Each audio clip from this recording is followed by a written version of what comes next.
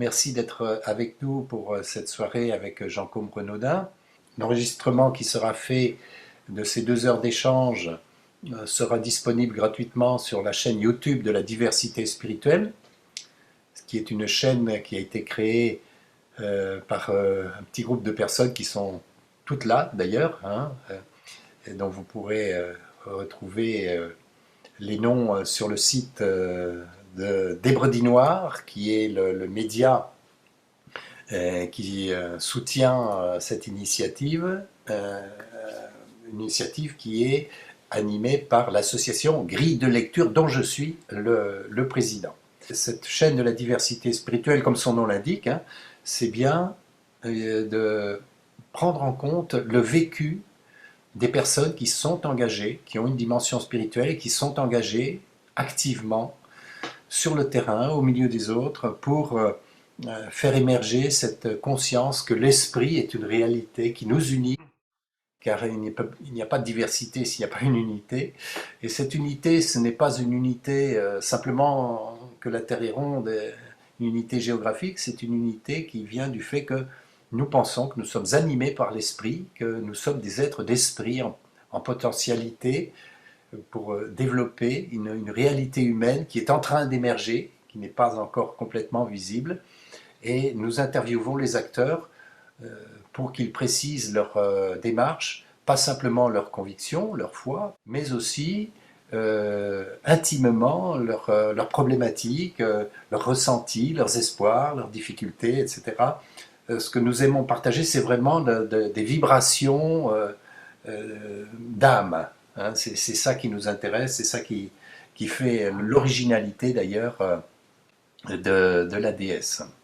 Je suis heureux de vous présenter Jean-Côme Renaudin, qui va nous parler pendant une petite heure. Alors je suis très content de l'accueillir puisque en fait je le connais que depuis 4 ans, mais dans des circonstances très particulières parce qu'il était à ce moment-là directeur du Forum 104 à Paris, hein, qui est un centre interculturel, interspirituel très connu. Donc nous avions à la fois sympathisé et travaillé ensemble, puisque j'ai pu commencer d'ailleurs les journées, ça s'appelait avant la journée du guérisseur avec un grand G, puisque dans notre idée c'est l'esprit qui guérit. Et puis les journées de la diversité spirituelle, elles ont démarré au Forum 104, sous le règne, si je puis dire, de Jean-Côme. Ensuite, autre particularité, c'est que Jean-Côme et moi, nous aimons particulièrement rencontrer les autres, vous rencontrer. Nous sommes vraiment en recherche de liens pour former cette fraternité dont nous avons tellement besoin aujourd'hui, peut-être à un point exacerbé qui n'a jamais eu lieu encore dans l'histoire de l'humanité. Nous avons besoin de l'amitié fraternelle, de cet amour fraternel qui n'est pas possible, nous le pensons, et je pense que Jean-Côme sera d'accord avec moi, qui n'est pas possible sans la connaissance de l'autre. Il faut être curieux de l'autre, il faut le rencontrer, il faut l'écouter, sans préjugés, et c'est ce que nous faisons, c'est ce que je crois que Jean-Côme fait, il nous le dira, il nous expliquera plus en détail sa façon de procéder. Et nous sommes ici plusieurs déjà à avoir été interviewés, hein, les uns les autres. Et c'est cette particularité, le fait que vous êtes des individus uniques, c'est ce que nous aimons faire ressortir lors de ces rencontres de la chaîne de la diversité spirituelle. Voilà, je me tais et je laisse tout de suite la parole à Jean-Côme pour qu'il présente son parcours depuis, s'il le veut, depuis sa naissance. Voilà, bonsoir à chacune et chacun. Je vais commencer par quelque chose qui peut paraître un petit peu théorique, mais qui pour moi est la chose la plus réaliste qui soit. Et je vais après illustrer ce que je vais dire avec des exemples très très concrets de ce que j'ai vécu. Mais je pars sur le fondamental qui est que nous avons tous une double origine. Nous avons une origine humaine, papa-maman, et nous avons une origine divine. C'est-à-dire qu'il y a un lieu en nous où on est né non pas d'un homme et d'une femme, mais de Dieu lui-même, du divin lui-même. Voilà, ça, c'est une croyance que j'ai chevillée au corps et que j'ai expérimentée tout au long de ma vie. Je vais le développer de manière concrète, mais je parle vraiment de ça. C'est-à-dire que moi, je viens d'une famille chrétienne et ce que je dis là, j'ai évidemment rien inventé, c'est dit dans beaucoup de traditions spirituelles, mais c'est dit aussi dans le christianisme. On parle du Christ en disant qu'il est né de Marie et de l'Esprit Saint. Et c'est vrai pour chacun de nous, mais c'est tellement immense de dire qu'il y a un lieu en nous où on est né de Dieu lui-même, où on n'est non pas créé, mais engendré par Dieu lui-même, d'un amour infini. C'est tellement immense que dans la tradition chrétienne, on a gardé cette idée-là en la réservant au Christ et en faisant de lui, du coup, quelqu'un un petit peu hors norme, ce qu'il a été, effectivement.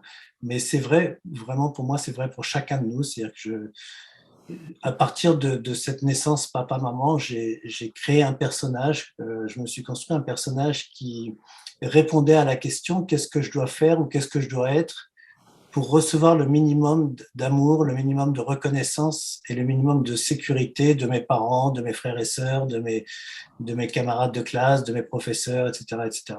Et à partir de là, je me suis construit un personnage qui répondait à cette question inconsciente, qu'est-ce que je dois faire et être pour recevoir cet amour des autres. Mais, et ce personnage, si je m'identifie à lui, c'est ce que j'appellerais l'ego dans ce partage-là. Mais il y a un lieu en moi où je suis né de Dieu lui-même, du divin lui-même. Et dans ce lieu-là, je suis totalement vierge de toute séparation, de toute division, de toute souffrance. Et ça fait écho à ce que tu disais, Jean-Luc, c'est-à-dire qu'à ce niveau-là de notre être, nous sommes tous un. C'est-à-dire qu'il y a 7 milliards d'hommes qui expriment 7 milliards de personnalités différentes, mais sur ce plan-là, on est tous nés d'un même amour infini. Et à ce niveau-là de notre être, on est un.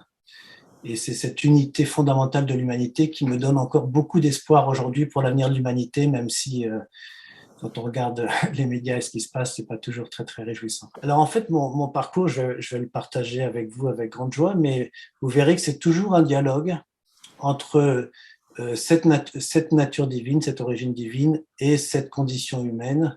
C'est-à-dire qu'il y a toujours eu dans ma vie un certain nombre d'appels de cette origine divine, de cette nature divine, de ce divin en moi. Et puis, il y a le mental, l'ego, qui cherchait à négocier parce qu'il sentait bien que s'il répondait à cette nature divine, il allait perdre le contrôle. Et donc, je pourrais dire que ma vie, le fil directeur de ma vie, ça a été en permanence un dialogue entre le mental et cet appel de cette nature divine qui nous appelle à ne faire plus qu'un avec elle, en fait. Et voilà. Juste rapidement, je suis fils d'agriculteur. Mon père est agriculteur dans l'Aube. Famille de 6 enfants, je suis le troisième de 6. Élevé avec une forte imprégnation chrétienne, puisque mon grand-père maternel a cofondé la JAC, la Jeunesse agricole chrétienne, donc un mouvement agricole qui a été très très fort dans les années 40-50. Et puis mon grand-père paternel a fondé l'UNIOPS, l'Union des œuvres sociales, qui existe toujours. Et j'ai retrouvé un document, il avait cotisé, il avait lancé une cotisation à l'époque pour construire une cathédrale là où se trouve aujourd'hui la Défense. Symboliquement intéressant, voilà. Et donc, moi, j'ai grandi dans un milieu très, très chrétien avec ces deux grands-pères très engagés, mes parents très engagés aussi. Cette année chez les Jésuites de la 6e à la terminale. Mais j'ai vécu un bon christianisme. Je sais qu'il y a beaucoup de gens qui ont été très, très blessés par l'Église, on le sait tous. Mais de mon côté, j'ai vraiment reçu le meilleur de l'Église. J'ai rencontré des gens extraordinaires. Même mes 7 ans de pension de la 6e à la terminale, c'était très rude. On était le plus petit dortoir que j'ai fait, c'était 40 personnes en terminale avec lit armoire. Mais j'en garde un excellent souvenir et donc je suis pas un blessé de l'Église, même si j'ai pris de la distance par rapport à l'institution. Et vous comprendrez pourquoi. Mais... Alors, j'ai fait des études pour être ingénieur agricole. Et le premier moment fort où je me suis confronté à ce dialogue entre mon mental et cet appel du divin en moi, c'est quand, en deuxième année de cette école d'ingénieur agricole à Angers, j'ai entendu un appel à partir en Inde. Et là, cet appel, il était très très fort, je ne savais pas pourquoi, mais je voulais absolument partir en Inde. Et la raison est venue négocier. Mes parents m'ont dit, mais attends, c'est pas sérieux, il faut que tu finisses d'abord tes études, tu partiras après. Un certain nombre de professeurs m'ont dit la même chose. Mais moi, je savais qu'il fallait que je parte absolument.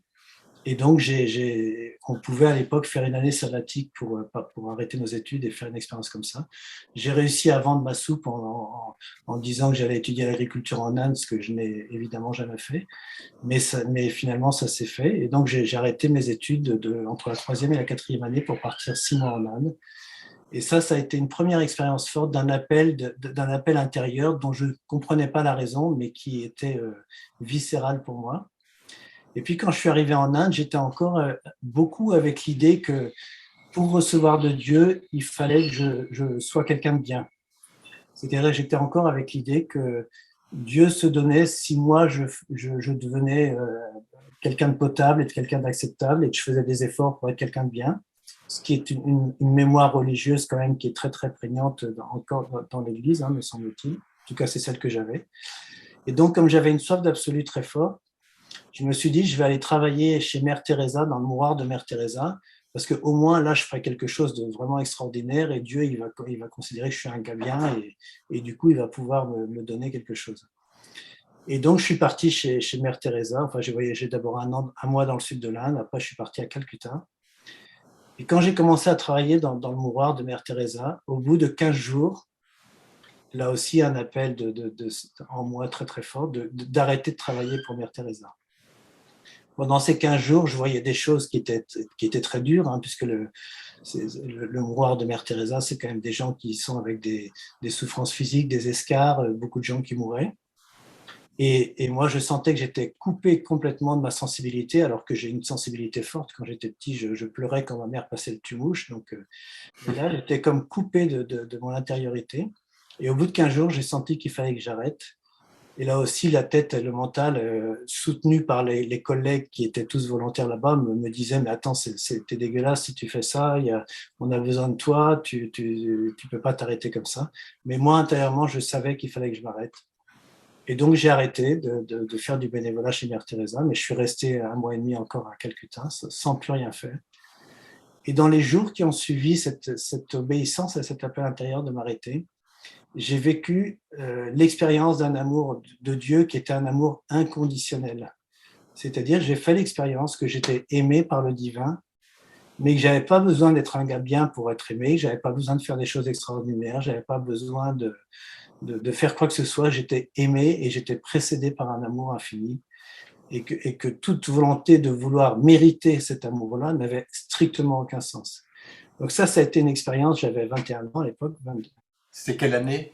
En 81. Et là, ça a été une expérience extrêmement libérante parce que de savoir qu'on n'a pas besoin de faire quelque chose ou d'être quelqu'un de bien pour connecter cet amour infini, c'est évidemment extrêmement libérant et extrêmement reposant, surtout pour un flemmard comme moi. Donc, ça a été une expérience très, très forte. Et puis après, j'ai continué en Inde pour digérer ce changement de paradigme total parce que de ne plus avoir besoin de mériter l'amour de Dieu, c'était quand même un changement de paradigme incroyable.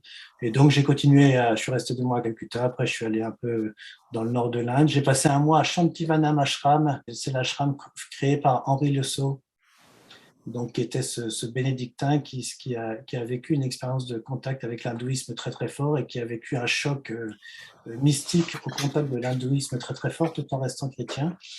Et il a vraiment été amené à faire une forme de synthèse entre la mystique juive et la mystique chrétienne qui a été extraordinaire. Mais bon, à l'époque, je n'étais pas conscient de tout ça, mais j'ai quand même vécu un mois dans cet ashram-là. Et puis, je suis allé aussi à Auroville. Donc, pareil, à l'époque, je n'avais pas du tout pressenti l'importance d'Auroville, de Sri Aurobindo de mer, mais je suis passé à Auroville. Donc, ça a été 2 expériences aussi dont j'ai compris par la suite combien elles étaient fondamentales dans ma vie.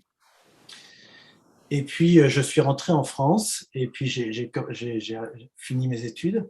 Mais juste en rentrant en France, j'ai participé à une session de chrétiens. C'était ça s'appelle Fondation, mais avant, ça s'appelait Chrétiens pour un monde nouveau. On était 3000 personnes et donc c'était vraiment un temps de rencontre chrétien. Mais pendant cette rencontre-là qui a duré plusieurs jours, j'ai connecté là aussi de manière très, très sous l'action de la grâce. J'ai connecté quelque chose qui était très très fort, c'est que s'il y avait 10 ou 15 personnes sur les 3000 qui étaient très proches du judaïsme et de la mystique juive, j'ai dû m'asseoir aux côtés des 10 ou 15 personnes. C'est-à-dire que j'ai fait un certain nombre de rencontres qui m'ont fait prendre conscience que la mystique juive était une mystique qui était toujours d'actualité. Ça paraît assez banal de dire ça sur une chaîne comme celle-ci, qui est très, très ouverte à diversité spirituelle. Mais dans le monde chrétien qui était le mien il y a 40 ans, c'était pas du tout, c'était révolutionnaire. C'est-à-dire que j'avais été éduqué avec l'idée qu'il n'y avait qu'une seule voie, c'était la voie du Christ, c'était donc être chrétien. Et tout à coup, découvrir que on peut être juif et être dans une authenticité mystique et spirituelle qui est toujours d'actualité, c'était une révolution aussi pour moi, parce que ça voulait dire que j'étais plus obligé d'être chrétien pour suivre un chemin de vérité. Alors je suis resté chrétien, hein, mais je me suis ouvert aussi à la mystique juive. Et ça a été un changement de paradigme aussi énorme, parce que du coup, ça m'a ouvert, ça m'a décalé par rapport à ma mémoire chrétienne classique, ma mémoire catholique, et ça m'a ouvert à l'universalité de la mystique, qui s'était déjà ouverte, bien sûr, en Inde, mais qui a continué à s'ouvrir par ce biais-là. Rappelons que quand même, pour les chrétiens à l'époque et pour encore un certain nombre de chrétiens aujourd'hui, les juifs sont des gens intéressants parce que le Christ a été juif, donc ça parle des racines juives du christianisme, mais ça reste encore pour un certain nombre de catholiques, en tout cas des gens à convertir potentiellement. Bon, c'est moins vrai maintenant, mais ça reste quand même quelque chose de très très présent dans les mémoires plus ou moins conscientes. Donc ça a été l'appel vers le judaïsme, vers la mystique juive, ça a été aussi une révolution dans ma vie après cette première révolution en Inde. Et du coup, j'ai cherché à rencontrer ce peuple juif et à creuser cet appel que j'avais reçu vis-à-vis de la mystique juive. Et comme à l'époque, j'avais un mémoire de fin d'études de cette école d'ingénieur agricole à faire, j'ai décidé, je me suis dit, ben, mon appel, c'est d'aller faire mon mémoire en Israël et puis de rencontrer les Juifs en Israël. Et à l'époque, j'avais des catégories encore très fortes, du bien et du mal, des catégories binaires ou duelles. Donc Dieu était dans un certain camp et pas dans l'autre, ou il était dans certaines choses et pas dans d'autres. Et en particulier, je pensais que je pouvais trouver le divin dans tout ce qui était des thèmes autour de la sociologie, parce que dans la sociologie, on s'occupe de l'humain. Mais par contre, tout ce qui était technique et économique, ça n'intéressait pas Dieu, donc je ne pouvais pas trouver Dieu dans la technique ou dans l'économie. Et donc, mon mémoire, je voulais le faire en sociologie. Je ne pouvais pas le faire, évidemment, sur la mystique juive, parce que de l'école d'agriculture ne l'aurait pas accepté. Et donc, je m'étais mis dans la tête que ma voie, c'était d'aller faire un mémoire dans un kibbutz, creuser la sociologie et rencontrer le judaïsme. Et j'étais persuadé que ça se ferait comme ça, qu'il n'y avait pas d'autres possibilités. Et puis, en fait, au fur et à mesure où le temps passait, toutes mes pistes pour aller faire un mémoire en Israël se sont écroulées. Et le jour où il fallait rendre son sujet de mémoire définitivement à l'école, je suis allé voir le prof, je lui ai dit, ben voilà, j'ai pas de mémoire, je sais pas où aller. Et le prof m'a dit, bah, écoutez, on a une demande de mémoire, vous n'avez pas le choix, il faut la prendre. Et c'était un mémoire donc, fait dans la banlieue parisienne et non pas en Israël. Et c'était un mémoire sur les aspects économiques de la paille ammoniaquée. Tout ce qui a plus de technique et tout ce qui a de plus économique. Donc là, j'ai accusé le coup, ça a été très très dur, mais évidemment, j'ai compris après que ce n'était pas du tout un hasard.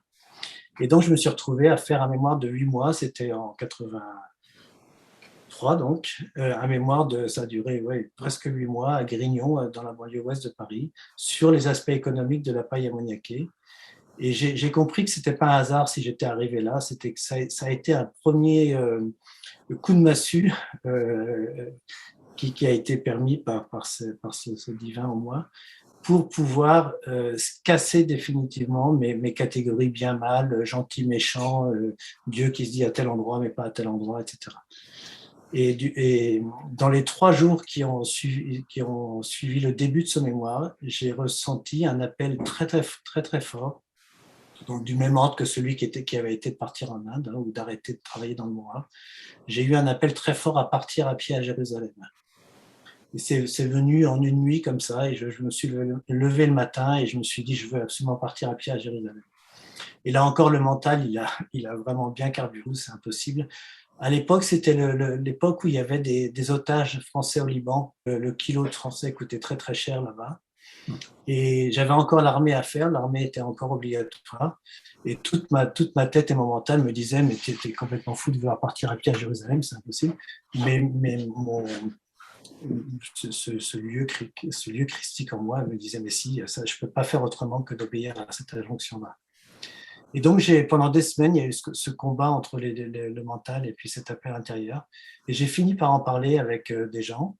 Et puis, on m'a fait rencontrer un jour un prêtre qui s'appelle André M, qui est donc d'origine juive, qui est chrétien, bien sûr, prêtre, et qui lui avait organisé, enfin, avait créé une association qui s'appelle la Route de Jérusalem pour être accompagné des jeunes qui veulent partir à pied à Jérusalem, et pas pour faire un pèlerinage, mais pour comprendre le pourquoi des conflits entre les Grecs et les Turcs, les Arabes et les Israéliens, pourquoi les catholiques et les orthodoxes, pourquoi les religions compliquent la paix plutôt que de la faciliter. Et du coup, je me suis dit, bah, c'est possible de partir à pied à Jérusalem, d'autres l'ont fait, et donc je vais partir avec eux pour faire ça. Alors avant, j'avais mon service militaire à faire, j'avais commencé, j'étais là aussi encore dans des idéaux, c'est-à-dire Dieu peut pas être dans le monde de l'armée, c'est pas possible, mais par contre, il est forcément dans le monde de la coopération. À l'époque, si on voulait pas faire l'armée, on pouvait faire soit la coopération, donc moi avec mon diplôme d'ingénieur agricole, c'était facile, soit être objecteur de conscience. Et donc, j'avais commencé à creuser ces deux pistes-là.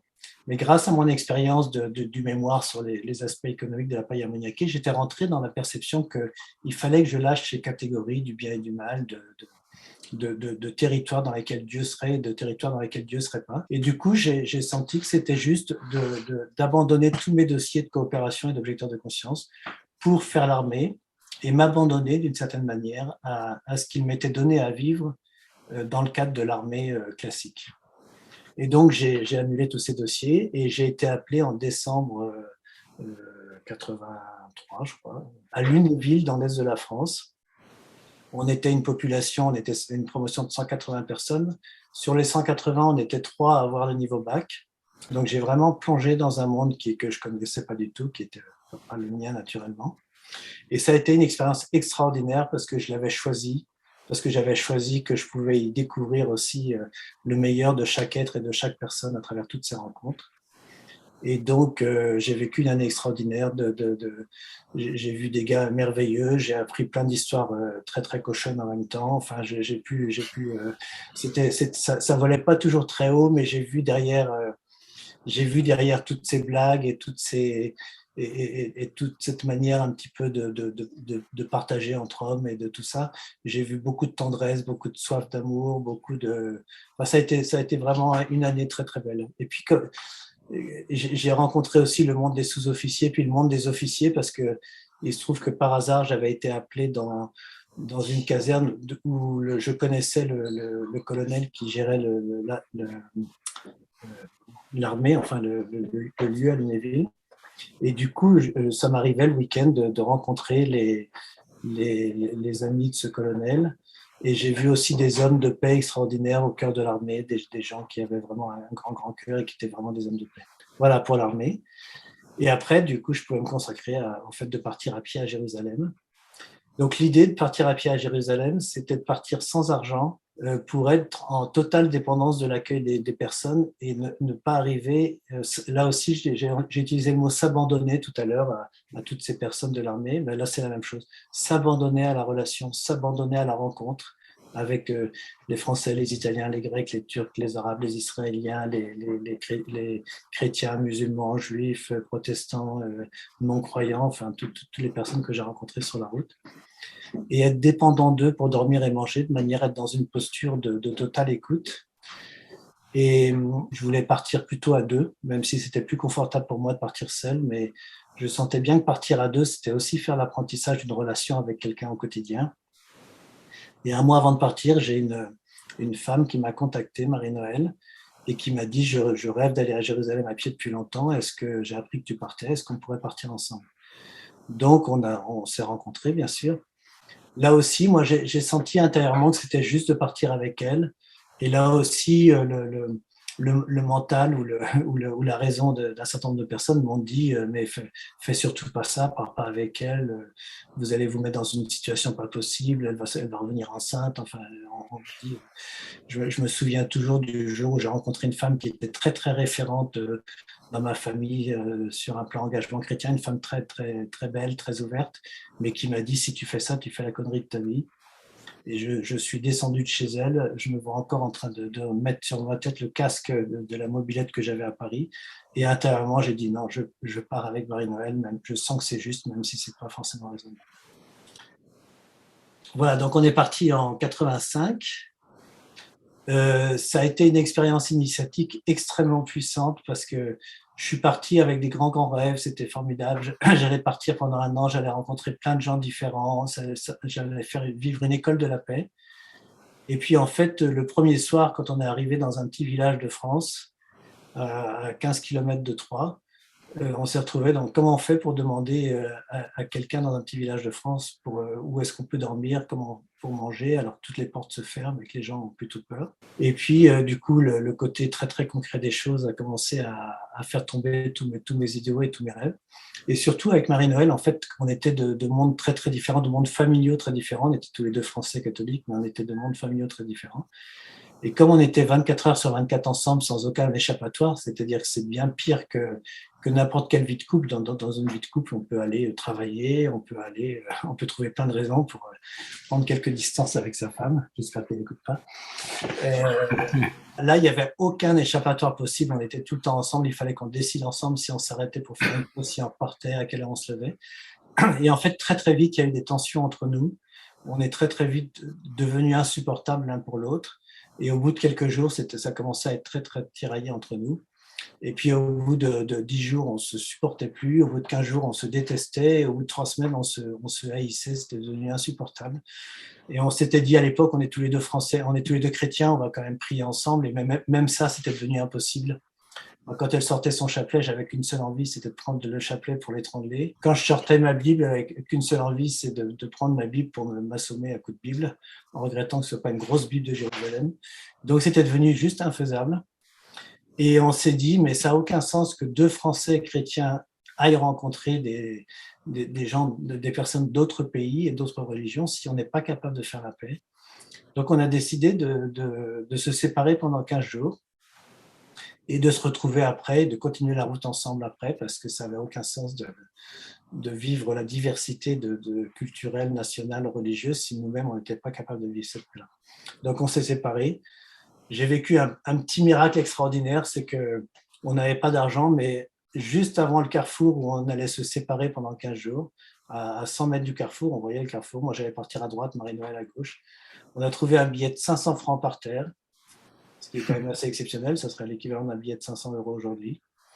Et j'ai dit à Marie-Noël, est-ce que tu veux qu'on aille quelque part dans un commerce pour séparer la somme en deux Et comme elle était très puriste, elle m'a dit non, tu gardes, moi je veux pas. Et du coup, j'avais 500 francs et le soir, je me suis offert un super bon hôtel, un bon resto, un bon cinéma, un bon San Antonio et ça m'a fait un bien fou de pouvoir me reposer de toutes ces tensions. Et puis voilà, et on s'est retrouvés au bout de 15 jours. Et c'était marrant pendant cette période parce que les gens nous prenaient pour un couple, donc on nous mettait aussi dans le même lit alors qu'on n'était pas du tout. Et voilà, on s'est retrouvés et après on marchait à 300 mètres l'un de l'autre, puis à 200 mètres, puis à 100 mètres et on s'est vraiment apprivoisé petit à petit, ça a donné plusieurs mois. Et au bout d'un moment, quand on est arrivé à Rome, on avait marché déjà pendant 3-4 mois, 3 mois. On était vraiment capable de s'accepter dans nos différences. Et moi, à l'époque, je pensais que le summum de l'amour, c'était de pouvoir accepter quelqu'un dans toute sa différence.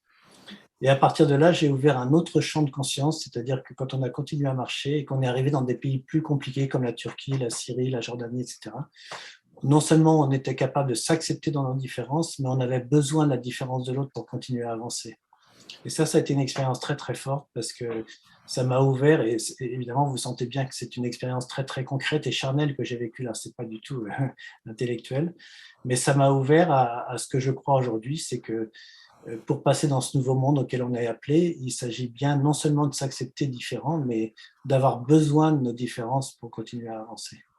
Sinon, on va dans le mur.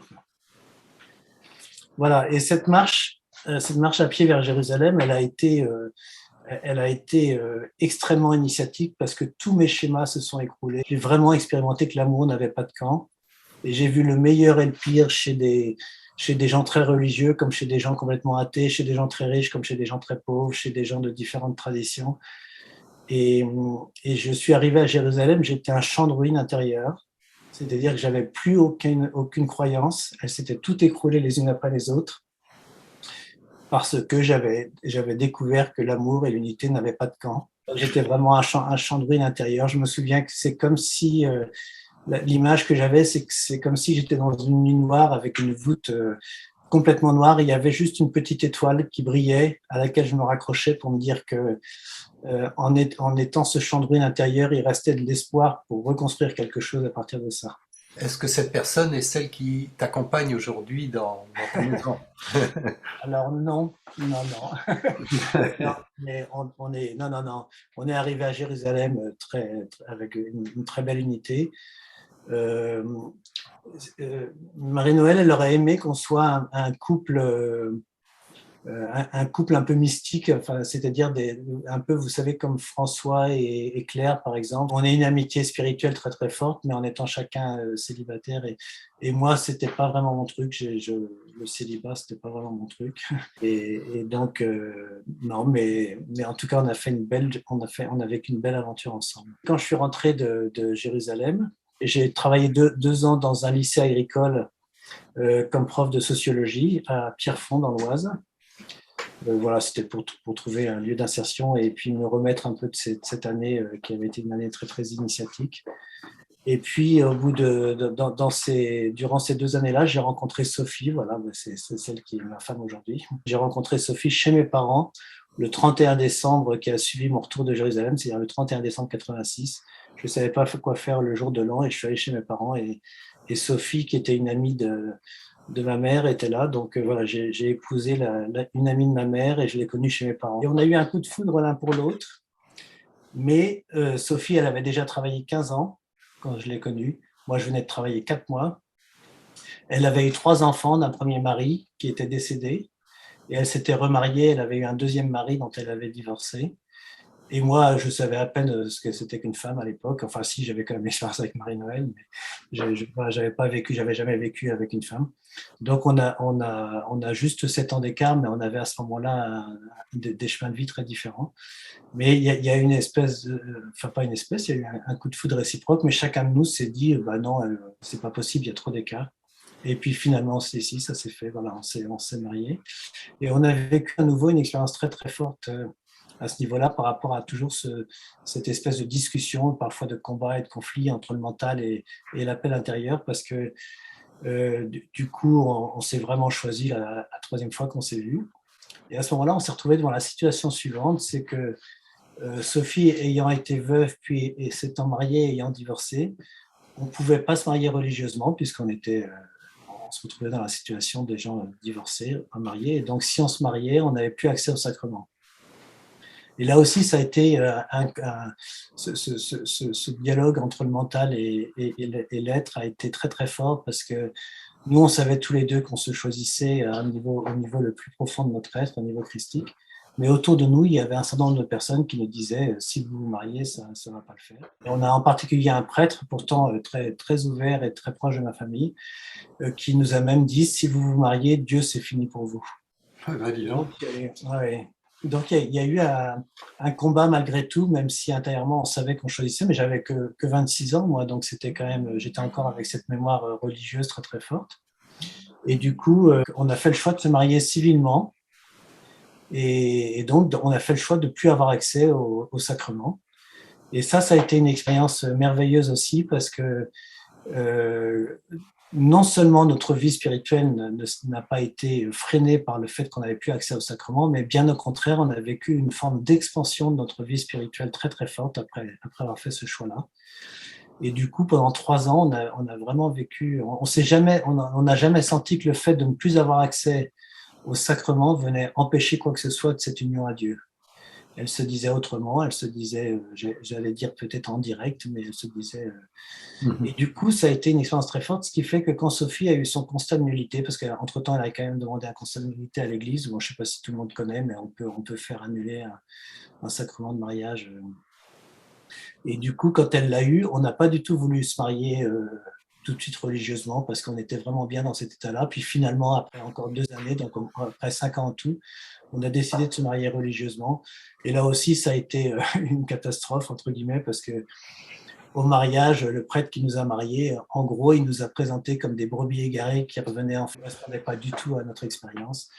Donc tout ça, ça a fait définitivement ancrer en moi l'idée qu'une fois de plus, Dieu et l'amour et l'unité et la lumière avec tout ça avec un grand L et un grand A et un grand U n'appartiennent pas à un camp, c'est-à-dire qu'il ne s'agit pas de faire quelque chose pour vivre ça, c'est bien au-delà de tout ça. Si tu permets, Jean Côme, précisément après cette parole, de rappeler le jour où nous nous sommes rencontrés, où je t'ai vu pour la première fois, parce que ça va illustrer ce que tu viens de dire.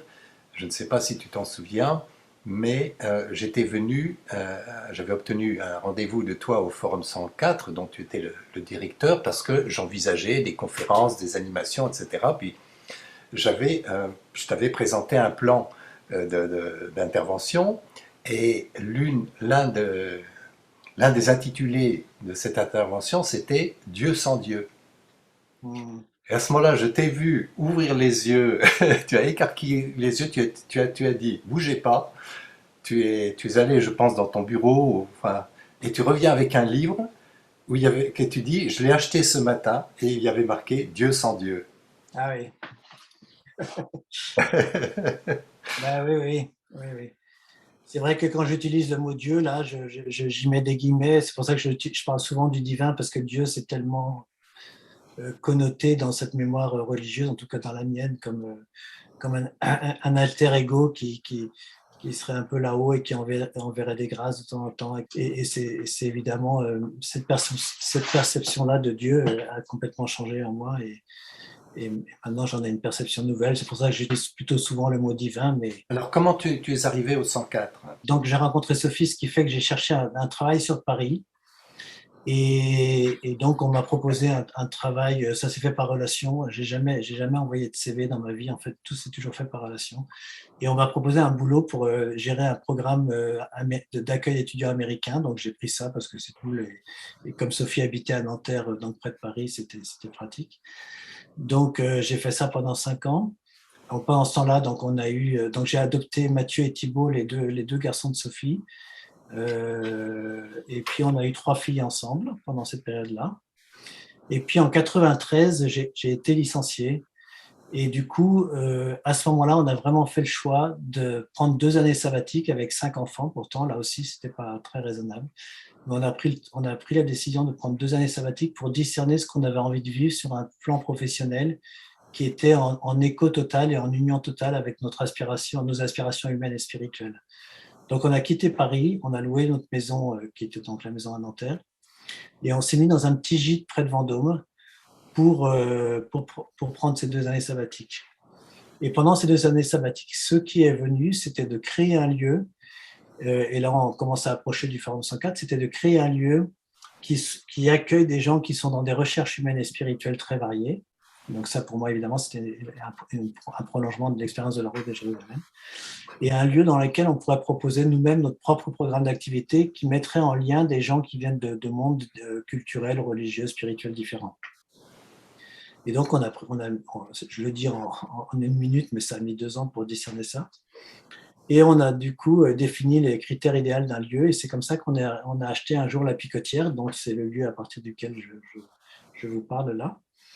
Et donc, c'est un lieu qui se trouve à 10 km de Vendôme et qui a tout de suite donc, a commencé à accueillir des groupes très, très variés de développement personnel, de recherche humaine et spirituelle variée. Donc, on a ouvert ce lieu en 95. Et quand on a voulu commencer à proposer nous-mêmes nos propres activités pour mettre en lien des gens entre eux, on a commencé par des sessions interreligieuses. Alors aujourd'hui, je ne parle plus du tout d'interreligieux, je parle toujours d'interspirituel, mais à l'époque, je parlais encore d'interreligieux. Et on a commencé à monter des sessions interreligieuses, juifs, chrétiens, musulmans à l'époque. Et en fait, on a fait très très peur aux gens du coin, c'était il y a plus de 20 ans. Et on a fait peur, bon, pour le dire très rapidement, aux bons cathos et aux bons athées du coin. C'est-à-dire du coup, on a eu des rumeurs de sectes parce qu'on recevait des groupes de développement personnel à la campagne, comme ça faisait peur. Et donc, on a continué à accueillir des groupes, mais on a arrêté de proposer nos activités. Et à ce moment-là, ça a été une période difficile pour moi parce que j'avais vraiment discerné que c'était cet appel-là de gérer un lieu où il y avait à la fois cet accueil de groupes différents et à la fois des propositions d'activités. Et finalement, en fait, au bout de quelques années, on m'a proposé la direction du Forum 104. Donc, pour ceux qui connaissent, c'est exactement ce projet-là, mais à la puissance 10 000. C'est-à-dire que le Forum 104, c'est un lieu qui se trouve à Montparnasse et qui accueille chaque année 300 associations différentes. C'est le lieu le plus ouvert en France en termes de diversité d'accueil, à ma connaissance en tout cas.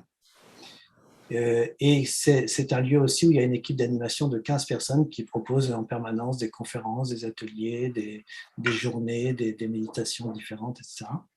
Donc finalement, ce que je n'avais pas pu vivre à la Picotière, je l'ai vécu à la puissance 10 000 au Forum.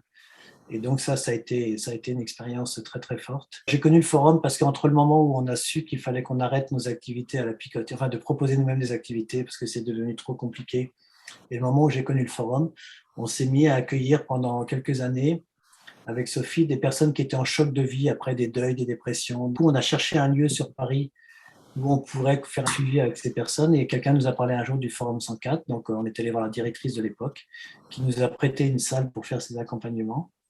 Et c'est comme ça que j'ai connu les pères maristes et puis l'équipe des salariés du Forum. Et c'est comme ça qu'ils ont été amenés à me proposer la direction du lieu. Donc j'ai pendant 11 ans, de 2008 à 2019, j'ai dirigé le Forum 104 tout en continuant à accueillir des groupes ici à la Picotière.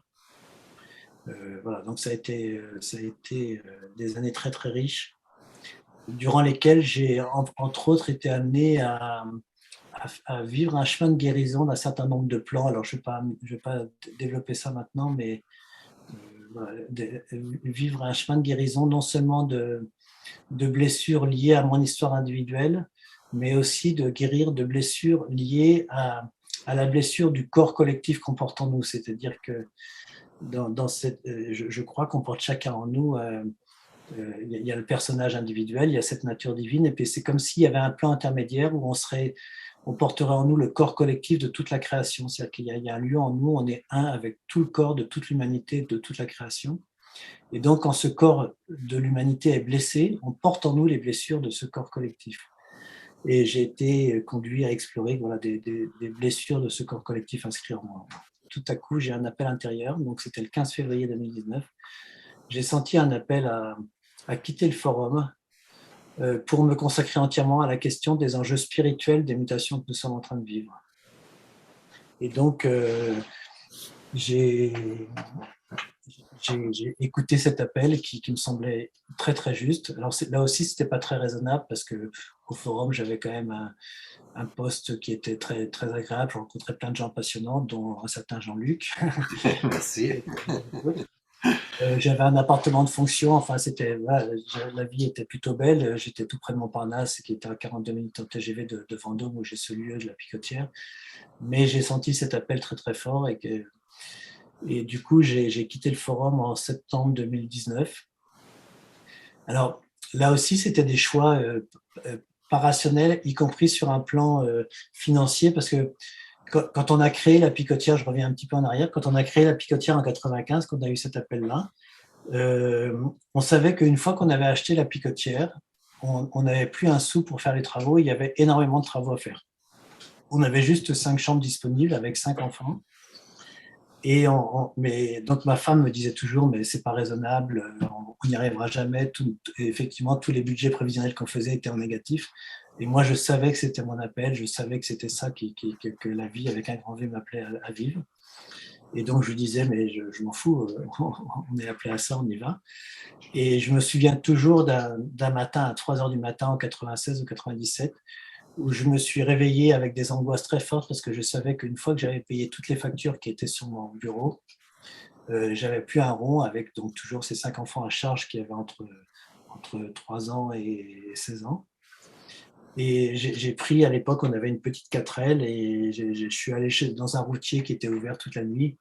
J'ai roulé 10 km à 30 à l'heure avec cette angoisse très très forte et en confiant cette angoisse au divin. Et la parole que j'ai reçue qui m'a marqué pour tout le temps, c'est si tu demeures dans l'amour, tout ira bien.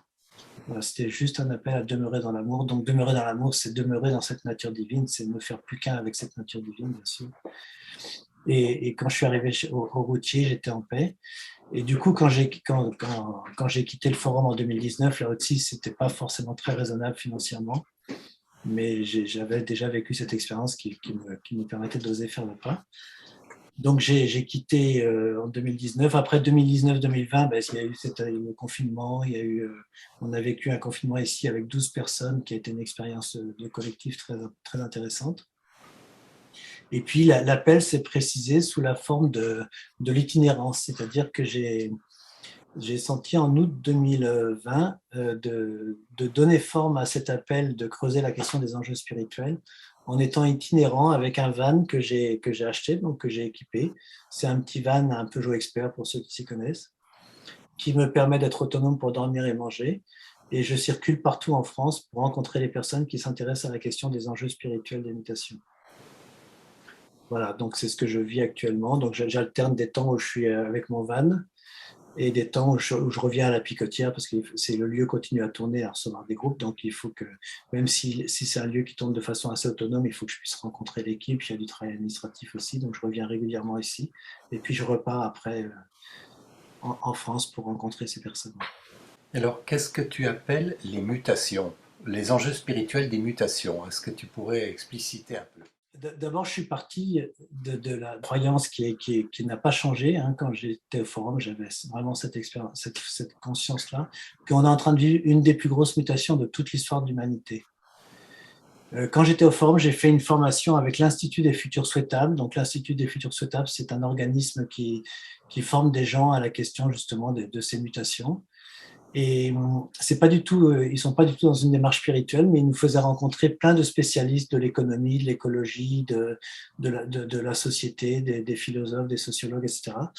Et puis on avait aussi monté un groupe au forum avec quelqu'un sur les questions de collapsologie, la science de l'effondrement.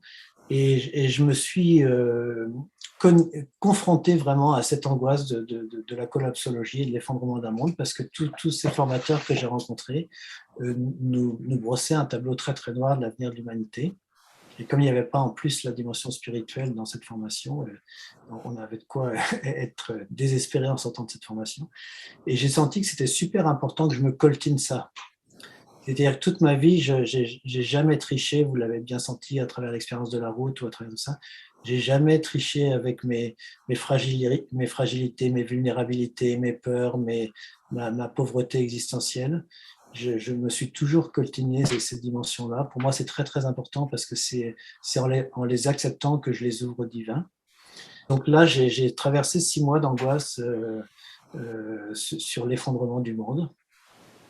Et donc, qu'est-ce que j'appelle ces mutations? Ben, il y a évidemment des mutations écologiques très très fortes. Hein. Tous ceux qui ont étudié ça savent que si on continue comme ça, on va dans le mur et on le voit aujourd'hui de plus en plus avec des records en permanence de température, de cyclones, etc. Mais il y a aussi toutes les questions économiques. Là, on n'est pas à l'abri. Enfin, je ne vais pas être très joyeux pendant quelques temps, mais je vais revenir à plus d'espérance après. Mais sur un plan économique, on sait bien que le système est extrêmement fragile et peut s'écrouler. Sur le plan des migrations, on sait aussi que probablement on va avoir des millions de gens qui vont être des immigrés du climat, tout simplement. Sur un plan politique, on voit bien aussi qu'on arrive au bout d'un système, qu'on est un peu à bout de souffle. On l'a vu aussi pendant nos élections en France. On peut basculer très vite dans des choses pas évidentes. Et puis, on sent que le système arrive un petit peu à bout de souffle. Ce qui se passe, en fait, ce que je crois, c'est que toutes les identifications à des appartenances collectives qu'on vivait allègrement jusque dans les années 60, en gros, c'est-à-dire quand on naissait, on était identifié à une religion, à une famille, à un patriarche, à une patrie, à un parti politique. Enfin, voilà, toutes ces appartenances collectives se sont effondrées. Enfin, c'est pas, les appartenances collectives ne se sont pas effondrées. Ce qui s'est effondré, c'est les identifications à ces appartenances collectives.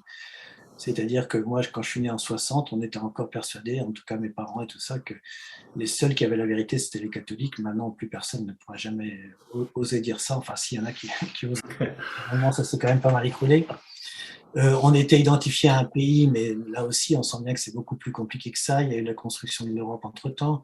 On était identifié à une vision de la famille, mais là aussi, le modèle familial, il s'est écroulé, ou en tout cas, il a pris des tas de formes différentes. On était identifié à plein de choses, et on était même identifié à des croyances scientifiques, et même ces croyances scientifiques s'effondrent totalement. On l'a vu pendant toute cette période qu'on a connue cette année.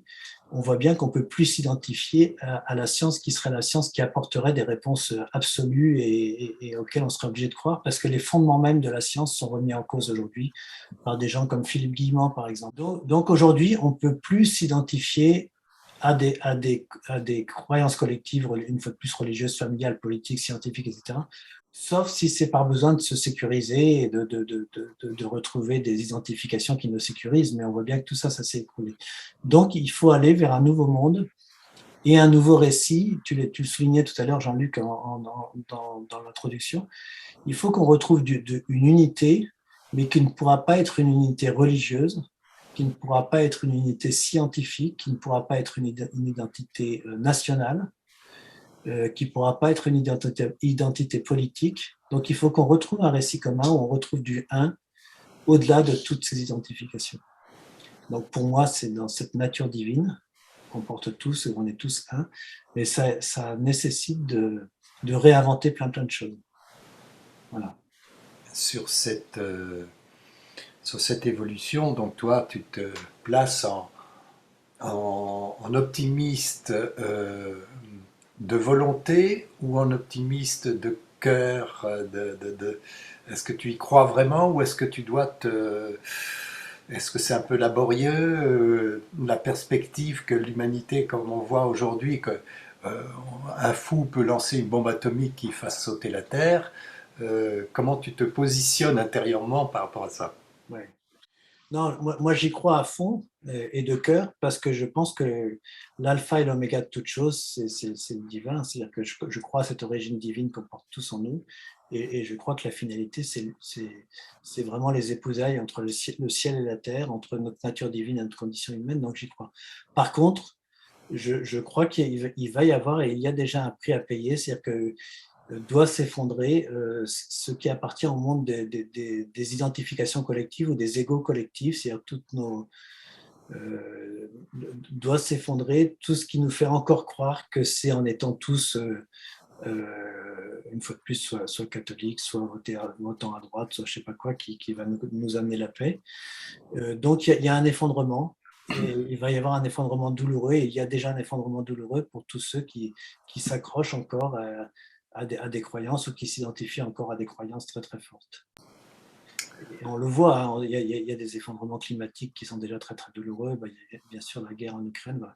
Donc par contre, ce que je ne sais pas, c'est évidemment, et je crois que personne ne le sait, quel va être le prix à payer pour vivre ce passage-là. Donc je suis lucide là-dessus. Mhm. Je suis lucide, je sais que ça va, je sais que, mais je crois au miracle aussi. Je pense que voilà. Lucide et confiant. Mais écoute, je crois Ouais. que c'est une bonne conclusion pour cette première partie. Merci beaucoup, Jean Côme, d'avoir réussi à synthétiser un parcours aussi riche et aussi diversifié.